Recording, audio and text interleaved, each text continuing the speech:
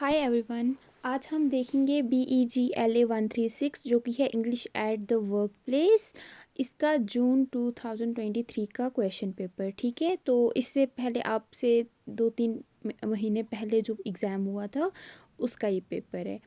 तो जो ये आपका पेपर है इसमें आपको 3 आवर्स मिलेंगे करने के लिए, यानी 3 घंटे मिलेंगे। और ये आपका पूरा पेपर जो है इंग्लिश मीडियम में ही होगा। ठीक है, ये आप देख सकते हो क्योंकि इंग्लिश का पेपर है तो उसी में होगा। और यहाँ पे आपको 100 मार्क्स का ये पेपर। तो सबसे पहले यहाँ पे सारे क्वेश्चंस कंपलसरी हैं जो कि आपको करने ही पड़ेंगे। तो सबसे पहले यहाँ पे fill in the blanks with the most appropriate words है। यहाँ पे आपको फिल इन द ब्लैंक्स दिए गए हैं और यहाँ पे ऑप्शंस भी हैं। तो इनमें से जो सही ऑप्शन आपको लगता है वो यहाँ पे फिल इन द ब्लैंक्स में आपको डालना है। तो जो ये वाले यहाँ पे दिए गए हैं ये आपके जो बुक है, बुक में से ही एक पैसेज निकालिए, उसी के फिर यहाँ पे वही डाला है ना, वो पैसेज यहाँ पे डालिए और उसमें कुछ कुछ पार्ट्स को ऐसे ही रखा है ना। तो वहाँ पे कुछ ये डाले हैं ना, फिल इन द ब्लैंक्स डाले हैं। तो वहाँ पे आपको अपने माइंड से माइंड लगा के क्या करना है, उनको इन जो यहाँ पे आंसर्स दिए गए हैं ना उसकी हेल्प से उसको सही करेक्ट आंसर वहाँ पे डालना है।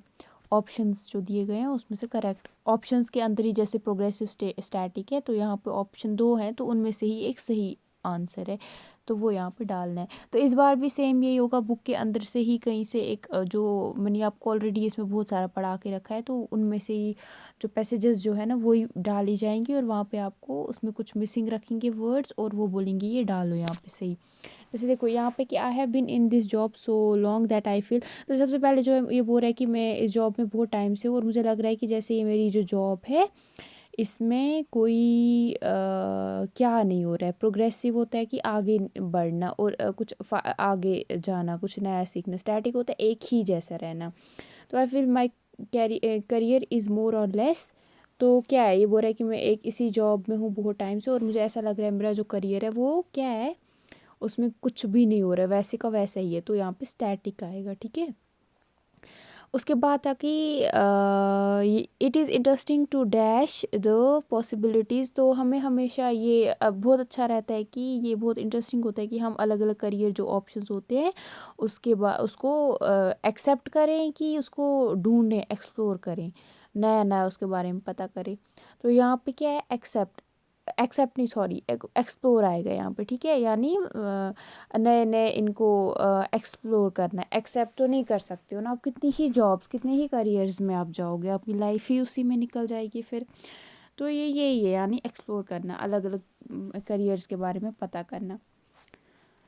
It is advisable to take help from dash to find a job. जब भी आपको कभी जॉब ढूंढनी होती है तो आपकी ये बोला जाता है कि आपको एक बंदे की हेल्प, एडवाइस लेनी चाहिए। वो कौन हो सकता है, ऑफिस या कंसल्टेंट, ये मैंने आपको पढ़ाया है तो वो कंसल्टेंट होता है ना।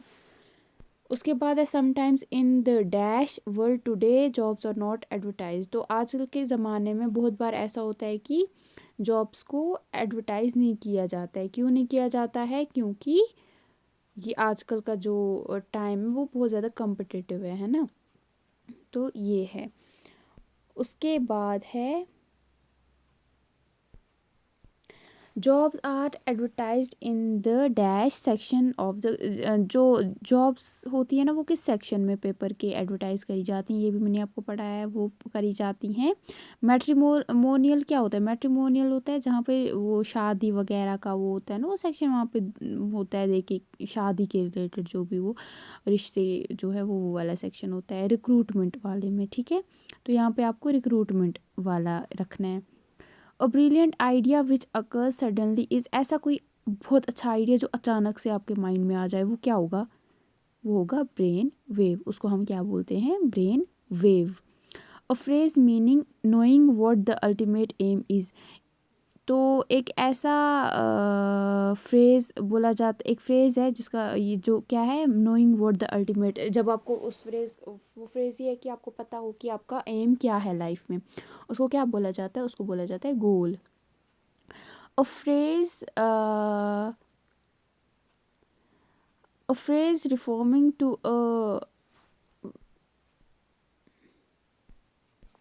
a phrase reforming to a meeting, a meeting to discuss lots of ideas and collect.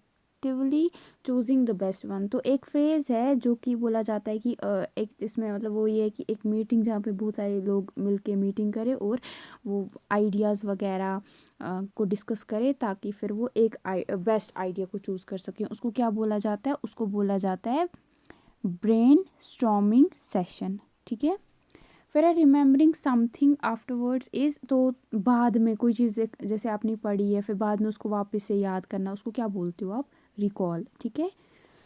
Something that obstructs progress is, तो कोई ऐसी चीज़ जो आपके जो जैसे आप कुछ काम कर रहे हो, आपको वो उसको रोके, उसको अटकाए उस काम को, या उसमें वो एक पत्थर बन के रह जाए, उसको क्या बोलोगे आप? उसको बोलते हो आप रोड ब्लॉक। यानी जैसे आप यहाँ पे कहीं पे आप चल रहे हो, रास्ते में कुछ आ जाता है तो आपको रोका है ना रास्ता, तो उसको क्या बोल सकते हो? Road block. फिर यहाँ पे आपको जैसे contemporary, digital, assess, transmit, convey, ये कुछ यहाँ पे वो ये दिए गए हैं, वर्ड्स दिए गए हैं। तो इन ये आपके जो वर्ड्स हैं ना आपके बुक में ही मिल जाएंगे। आपका जो आपको मैंने बुक पढ़ जो आपके कुछ चैप्टर्स मैंने बहुत सारे पढ़ाए हैं वैसे, तो उनमें आपको मैंने ये ऐसे कुछ वर्ड समझाए भी हैं, वहाँ पे वो एंड पे दिए गए होते हैं चैप्टर के। तो ये वहीं से निकाले हैं, ये सारा इस बुक में मोस्टली सारा बुक के अंदर से ही आता है। ठीक है। तो बाहर से कुछ भी नहीं आता है, बुक से ही आता है सारा। तो जो कि ये है, यहाँ पे आपको इनको क्या करना है? इन वर्ड्स के सेंटेंसेस बनाने हैं। ठीक है। तो आपको अपने हिसाब से अच्छे से इनको सेंटेंसेस में यूज़ करना है। फिर यहाँ पे बोला गया है रीराइट द फॉलोइंग सेंटेंसेस। यहाँ पे कुछ सेंटेंसेस है ये एक्टिव वॉइस में है, तो आपको इनको पैसिव वॉइस में चेंज करना है। ठीक है। ये कितने दिए गए हैं आपको? ये 5 हैं। ठीक। तो 5 आपको करने हैं। अगर आप एक करते हो तो 2 मार्क्स मिलते हैं, वैसे अगर 5 करोगे 10 मार्क्स मिलेंगे। फिर यहाँ पे आपको फिल इन द ब्लैंक्स दिए गए हैं। यहाँ पे आपको जो जैसे प्लेस है, रीड है, इनके यही इसको सेंटेंस के हिसाब से इनको इधर बनाना है। जैसे कि देखो, simply dash an advertisement in a popular daily will fetch us many candidates. तो यहाँ पे क्या आएगा आपके हिसाब से? यहाँ पे प्लेसिंग आएगा। ठीक है। तो उसी हिसाब से आपको आप ये भी रख सकते हो ना, एक तो है ही कि यहाँ पे जब आप सेंटेंस देखते हो तो आपको समझ आ जाता है क्या बोल रहा है। दूसरा है ये भी, अगर आपको भी नहीं समझ आ रहा होता है तो जितनी आप अच्छी रीडिंग करोगे आपको उसी हिसाब से अंदाज़ा लगाना है यहाँ पे क्या अच्छा बैठेगा, प्लेस बैठेगा, प्लेसिंग बैठेगा, या प्लेस्ड बैठेगा। तो वो है, अगर आपको पास्ट, प्रेजेंट, फ्यूचर अगर आपको पता है टेंस के बारे में इंग्लिश में, तो आप आराम से ही कर लोगे, कोई भी उतना डिफ़िकल्ट नहीं है। The skill of dash in English is essential for an office boys job here. तो यहाँ पे क्या आएगा? यहाँ पे रीडिंग आएगा। ठीक है। This is a dash job everyone wants it. तो क्या है? यहाँ पे आएगा आपका वेल पेइंग।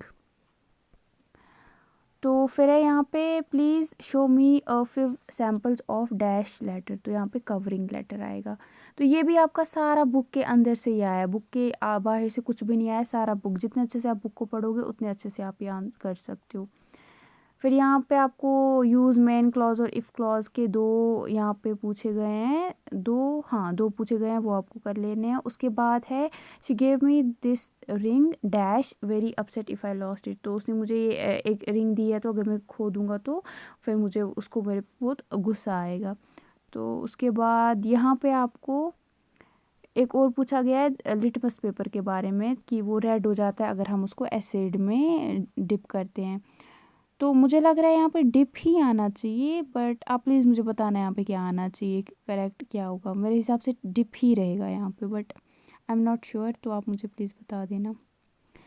उसके बाद है यहाँ पे कि हमें लाइफ में जल्दी से कोई भी डिसीजन नहीं लेना, या नहीं सॉरी डिसीजन नहीं, लोगों के रिलेटेड कभी भी पहले ही जल्दी से ही कोई भी कंक्लूजन नहीं ले लेना चाहिए हमें। नहीं, जैसे हमने किसी को देखा हम बोले ओ इसके ये तो अजीब है, ये वैसे वो नहीं करना चाहिए हमें। किसी को जल्दी से जज नहीं करना चाहिए, वो यहाँ पे यही है। तो आई थिंक यहाँ पे we dash be hasty in coming to conclusion about people. तो मुझे लग रहा है यहाँ पे वी शुडेंट भी होना चाहिए, आई थिंक।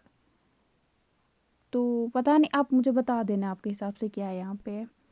तो फिर ये है, उसके बाद है आपका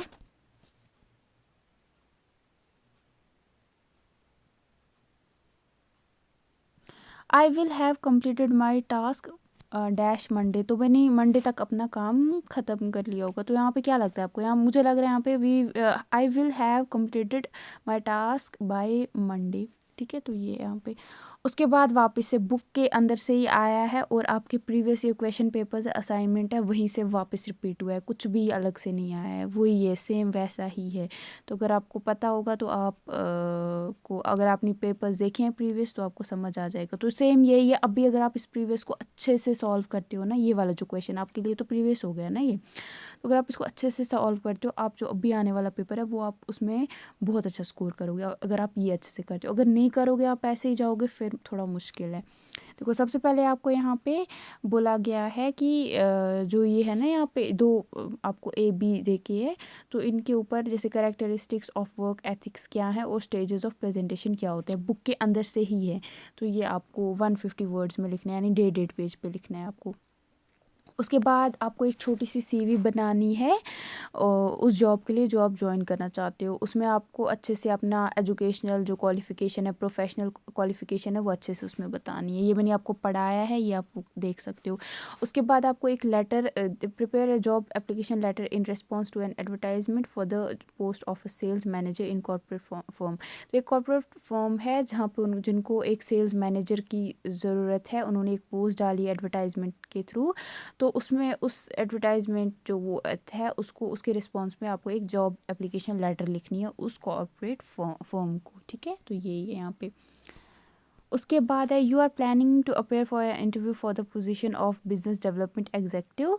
तो एक marketing firm, reported marketing firm है जहाँ पे बिजनेस डेवलपमेंट एग्जीक्यूटिव जो है उसकी जॉब के लिए एक सीट जो है वो है उनके पास। तो आप चाह रहे हो कि आप वो उसके लिए अप्लाई करो। तो आप क्या, आपको उसके लिए इंटरव्यू के लिए आपको क्या करना है, तैयार होना है। ठीक है, आप चाह रहे हो कि मैं उसके लिए तैयार हो जाऊं।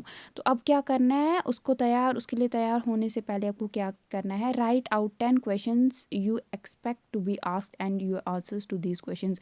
तो आपको उसी के लिए आपको क्या करना है, ऐसे कोई 10 क्वेश्चंस ढूंढने हैं जो आपको लग रहा है कि हाँ वो मुझसे इस जॉब के रिलेटेड पूछ सकते हैं, वो आपको ढूंढने हैं, माइंड से सोचने हैं और उसके आंसर्स भी साथ में लिखने हैं। ठीक है, उसके बाद आपको एक प्रेजेंटेशन बनानी है किसके ऊपर, creation of gender awareness at the work place. Book के अंदर से ही आया है, कहीं से और नहीं आया है। तो ये है यहाँ पे। तो हो सकता है इस बार ये इधर ये वाला क्वेश्चन जो है कुछ और इस पे डालते, बट मोस्टली वो बुक के अंदर से ही पूछते हैं। तो यहाँ पे आपको ये कि हमें जेंडर अवेयरनेस कैसे हम कर सकते हैं जो हमारे ऑफिस वगैरह है वहाँ पे। तो यही आपका पेपर बहुत बहुत ज़्यादा इजी है। अगर आप अपना थोड़ा सा टाइम इस पर इन्वेस्ट करते हो, आप आराम से ये पेपर कर लोगे सॉल्व। कोई डिफ़िकल्ट पेपर नहीं है आपका। तो ये, और मुझे तो लगता है BEG या 135 से ज़्यादा इजी 36 है। इसमें अगर कोई पढ़ेगा भी नहीं फिर भी वो कुछ ना कुछ कर लेगा, ये वैसा पेपर है क्योंकि मोस्टली यहाँ पे ग्रामर ही है, तो वहाँ से ही आप ला सकते हो। तो ये है आपका पेपर। ठीक है, आई होप आपको ये आपके लिए हेल्पफुल रहेगा। और इससे पहले जो पेपर्स है वो भी मैंने अपलोड करे हुए हैं, वो आप देख सकते हो। और अगर आपको और चाहिए कि मैं आपको एक स्ट्रैटेजी बताऊं या सारे जो पेपर्स हैं उनको कंबाइन करूं एक वीडियो में, तो आप मुझे please let me know in the comment section. तो मैं कोशिश करूंगी कि फिर मैं वो भी अपलोड कर दूं। Thank you.